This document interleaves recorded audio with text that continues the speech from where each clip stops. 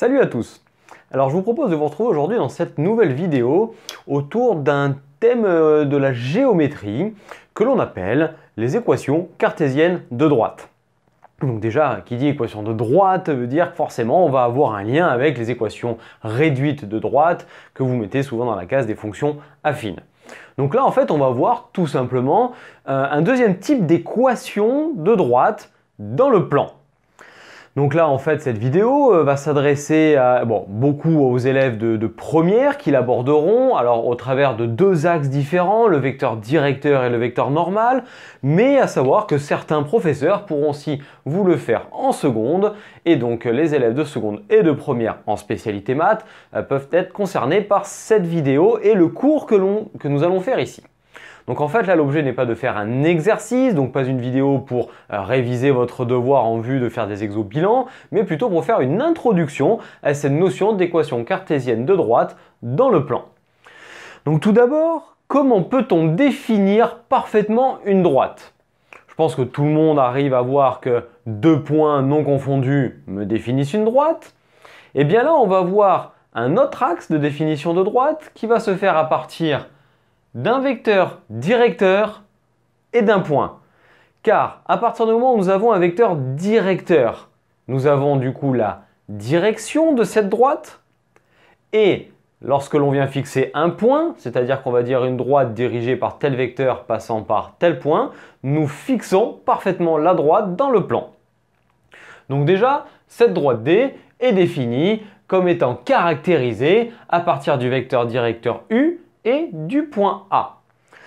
Donc les coordonnées maintenant dans le plan de ce vecteur directeur U sont de la forme -BA, -B pour abscisse et A pour ordonnée. Ne cherchez pas à comprendre une quelconque logique là-dedans. Vous verrez lorsque vous aborderez en première le produit scalaire et que cette fois-ci vous n'aurez plus de vecteur directeur mais vous aurez un vecteur normal. Là, l'équation qui va en découler derrière et les coordonnées de ce vecteur normal seront beaucoup plus logiques. Donc dites-vous qu'en fait ce vecteur-là a été mis plutôt pour des raisons de facilité d'écriture pour avoir une équation cartésienne de droite plutôt simple à l'arrivée. Donc maintenant, comment va-t-on arriver à définir l'ensemble des points M qui se baladent le long de la droite et qui, du coup, forment cette droite? Alors, à quelles conditions le point M appartient-il à la droite D dirigée par U et passant par A? Eh bien, tout simplement en disant que si M appartient à la droite, alors le vecteur AM doit être collinéaire au vecteur U. Je vous rappelle que collinéaire veut dire même direction ou autrement dit, il existe un réel K tel que U égale K fois V. Donc là en fait, cette démonstration que l'on va faire pour aboutir à l'équation cartésienne va reposer sur la collinéarité. En seconde, vous avez abordé cette notion de collinéarité et vous avez peut-être vu différentes façons de montrer que des vecteurs sont collinéaires, par exemple en faisant des quotients de coordonnées ou alors en faisant une condition ou un critère de collinéarité, c'est-à-dire x, y' moins yx' égale 0, ou encore, et c'est ce que l'on va faire et utiliser ici, la notion de déterminant. Alors cette notion de déterminant deviendra plus claire dans le supérieur lorsque vous ferez les matrices, mais là pour le moment on va utiliser cette notion normalement vue et abordée en seconde qui est le déterminant en gros d'un système de deux coordonnées avec deux autres coordonnées.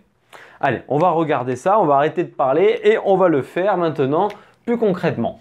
Commençons par rédiger un peu en disant que D, donc la droite, est l'ensemble des points M, donc des points M du plan, donc de coordonnées x, y, tels que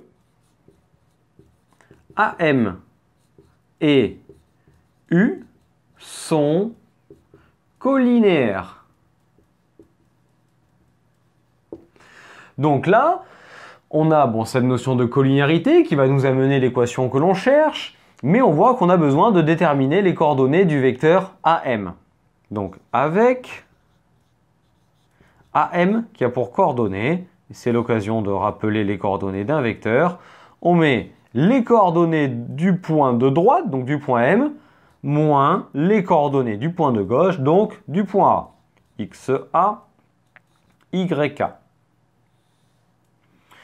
Et maintenant, on va pouvoir appliquer cette notion de collinéarité. Si votre enseignant n'a pas fait ou refuse le déterminant, vous l'adaptez avec la méthode qu'il vous a faite. Le critère de collinéarité, a priori, celui-ci devrait être vu. Donc, on va marquer cette condition. AM et U sont collinaires si et seulement si. Et on va marquer sous la forme du déterminant. Alors, on a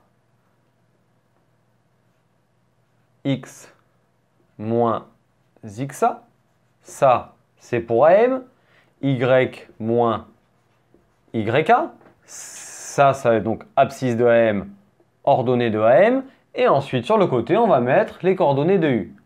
Moins B, A. Une autre barre verticale égale 0. Et je vous rappelle que le déterminant se calcule en faisant ça fois ça, moins ça fois ça. Donc, on multiplie ces deux-là entre eux, moins ces deux-là entre eux. Donc, ce qui va nous donner équivalent à A facteur de x moins xa moins B facteur de y moins yk. Et tout ça égale à 0. Bon, maintenant, il ne manque plus qu'à développer et regrouper. On a AX, puis je vous propose ensuite de faire la même chose ici, moins par moins plus BY, et ensuite de regrouper les calculs avec AXA, BYK, car n'oublions pas que dans un exercice, ces coordonnées et ces coordonnées seront des nombres. Donc en fait, les calculs avec les A, les XA, les B, les YK vont me donner un calcul qui va aboutir à un nombre donné. Donc plus, et le reste va me donner moins A fois XA, moins par moins, plus par moins, moins, donc moins BYK égale 0. Comme on le disait, ça et ça, ce sont des nombres réels. Donc ça va me donner un calcul que l'on appelle C. Ce nombre-là, donc on le nomme C. Donc finalement, on obtient une équation cartésienne de la droite D dirigée par U de coordonnées moins BA passant par A, donc de la forme, et ça c'est l'équation du coup que vous devrez retenir, AX plus BY plus C égale 0.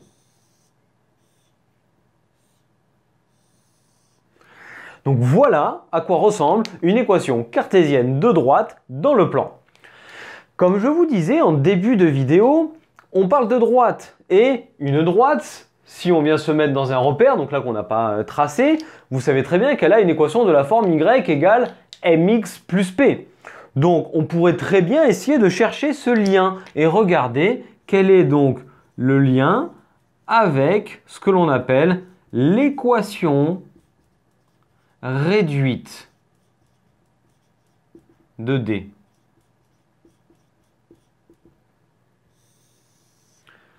Donc, on sait qu'une équation réduite, c'est quelque chose de la forme y égale mx plus p.